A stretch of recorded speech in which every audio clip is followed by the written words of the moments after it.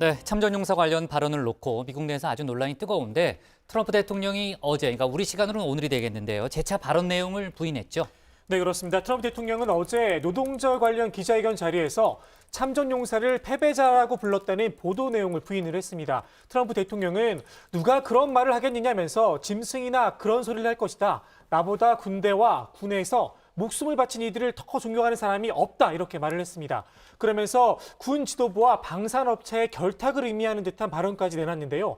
트럼프 대통령은 미군 장병들은 나를 사랑하지만 국방부의 고위 인사들은 아마도 그러지 않을 것이라면서 그들은 전쟁을 통해 폭탄과 비행기 등을 만드는 회사들을 기쁘게 만드는 일만 하고 싶어 하기 때문이다. 이렇게 말을 했습니다. 네, 군에 대한 불신을 드러내는 듯한 그런 발언이고요.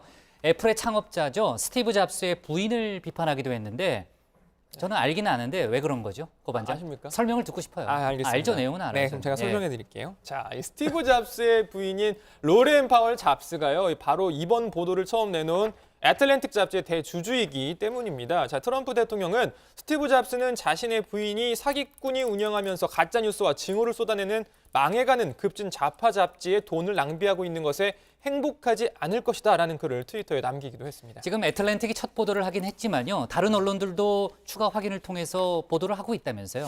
네, 미국 CNN 방송과 워싱턴 포스트 등 주요 매체가 후속 보도를 내놨고요. 트럼프 대통령에게 상대적으로 우호적이다라고 할 수도 있는 이 보수 성향의 폭스뉴스에서도 관련 내용을 보도했습니다. 폭스뉴스까지 이 애틀랜틱의 보도 내용이 사실이다라고 보도를 하자 트럼프 대통령은 해당 내용을 보도한 이 폭스뉴스 기자에 대해서 해고돼야 한다 이렇게 말하기도 했습니다. 네, 자 바이든 후보도 지금 공세를 펼치고 있는 거죠.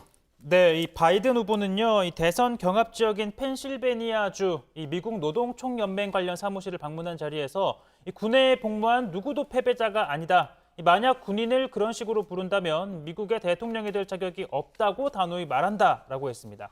자, 바이든 후보는 육군 복무 경험이 있는 자신의 첫째 아들을 언급하면서 이 코소보와 이라크에서 복무한 내 아들 보 바이든은 패배자나 멍청이가 아니었다라면서 내 아들은 패배자나 멍청이가 아닌 미국의 영웅들과 함께 근무했다라고 강조하기도 했습니다.